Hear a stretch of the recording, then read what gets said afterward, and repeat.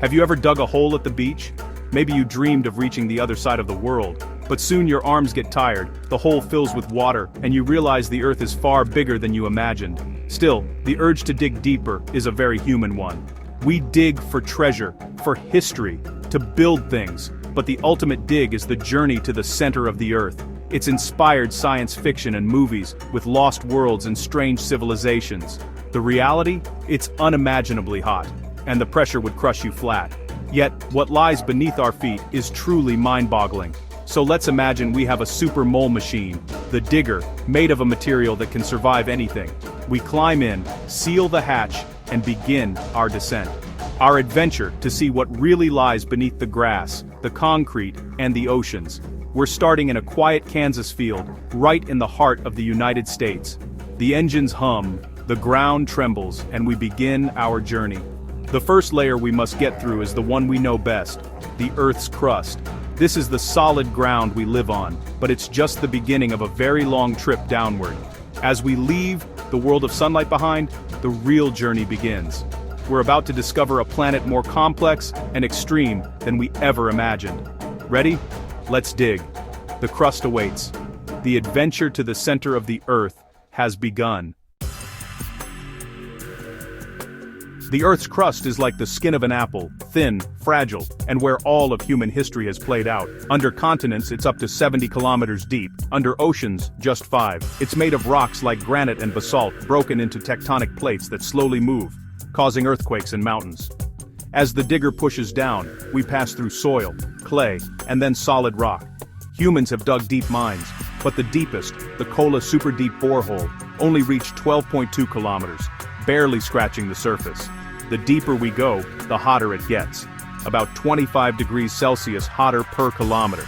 At the bottom of the Kola borehole, it was 180 degrees Celsius, hotter than boiling water. That's why digging deep is so hard. Machines melt, and the heat is relentless. Our digger handles it, but it shows why this journey is nearly impossible in real life. After about an hour, we reach the bottom of the crust. Here's the Mohorovičić discontinuity, or MOHO, the boundary where the crust ends and the mantle begins. Discovered in 1909, it's where earthquake waves suddenly change speed. For us, it's a milestone. We've drilled through the entire solid ground of a continent. We're now deeper than any human has ever gone. The world above is gone. The unknown lies ahead. The crust is behind us. The mantle awaits.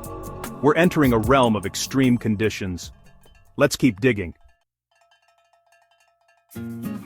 Now, we're in the mantle, the Earth's vast, churning interior. If the Earth were an egg, we've just broken the shell and entered the egg white. The mantle is 2,900 kilometers thick and makes up 84% of Earth's volume. Here, pressure and temperature soar, thousands of degrees Celsius, 1,000,000 times surface pressure. The mantle isn't rigid, it flows like thick honey in slow-motion currents called convection. These currents drive the movement of tectonic plates, causing earthquakes and volcanoes above. Our digger pushes through this strange, flowing rock. The main mineral is peridotite, but under pressure, it transforms into exotic forms like ringwoodite and bridgmanite, minerals that don't exist on the surface. It's a world of alien crystals, forged by unimaginable forces. After days of travel, we approach the bottom of the mantle. The temperature is now around 3,700 degrees Celsius. The pressure is over 1,000,000 times greater than at the surface. Our digger glows red hot, its cooling system's maxed out. We've crossed a hidden world that controls much of what happens on the surface. Ahead is the core, the next, even stranger layer. The boundary is sharp rock ends. Metal begins. We're leaving the world of rock behind. The core awaits. Let's dive in.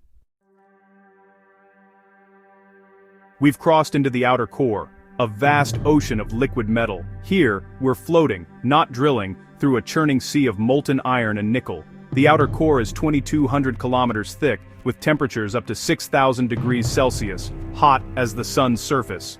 The pressure is millions of times greater than at the surface. This liquid metal isn't calm, it swirls in massive, turbulent currents. These movements create Earth's magnetic field, a giant dynamo that protects us from solar wind and makes compasses point north. Without the outer core, life on Earth might not be possible. Our digger now uses propellers, navigating like a submarine through the molten metal. The currents toss us around, sensors pick up massive electrical flows. We're in the heart of the machine that shields our planet. It's violent, chaotic, and beautiful, glowing with white-hot intensity. As we near the center, our sonar detects another boundary. The liquid ocean is ending. We're about to reach the final destination, the inner core. The journey through the outer core is nearly over. The very heart of the Earth is just ahead. We brace for the transition. The digger pushes forward. The solid core awaits. We're almost there. Let's see what lies at the center. We've arrived at the center of the Earth, the inner core. Here's the surprise. It's solid, not liquid, despite being hotter than the outer core, about 6,000 degrees Celsius. The pressure is so immense, over 3.5 million times surface pressure, that iron and nickel atoms are forced into a solid state. The inner core is a solid ball of metal, mostly iron, about 1,220 kilometers in radius, 70% the size of the moon. It's a planet within a planet, and it's spinning, possibly faster than the rest of the Earth. Forces from the magnetic field and outer core drive this motion. Our digger lands on a landscape of crystalline iron, with metallic mountains and valleys. Because it's solid, it transmits earthquake waves differently. How scientists discovered it in 1936. We've reached the end of our downward journey, 371 kilometers from Kansas. We've seen flowing rock, a liquid metal ocean, and now a solid iron heart. The Earth is a dynamic layered system, far from a simple ball of rock. We sit in awe at the complexity of our planet. Now, there's only one way to go, up. But let's imagine a different kind of trip. What if we could fall straight through the Earth? Let's explore that idea.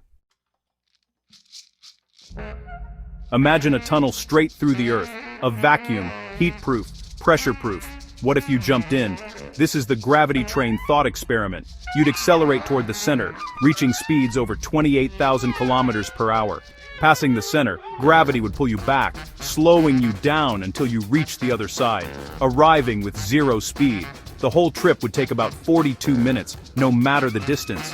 It's a fascinating quirk of physics and gravity. Of course, it's impossible. You'd have to dig through a 6,000-degree core, and the Earth's rotation would throw you off course. Air resistance would stop you too. But as a way to understand gravity, it's a mind-bending idea. The ultimate public transport. If only it were possible. Even in fantasy, the journey is full of challenges. Still, it's fun to imagine. Where would you end up if you tried?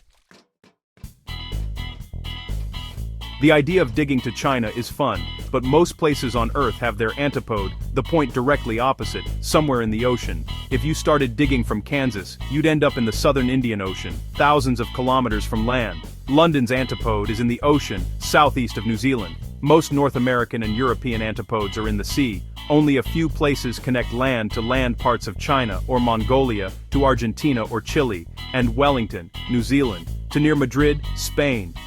So, the dream of digging to China is only possible if you start in the right place.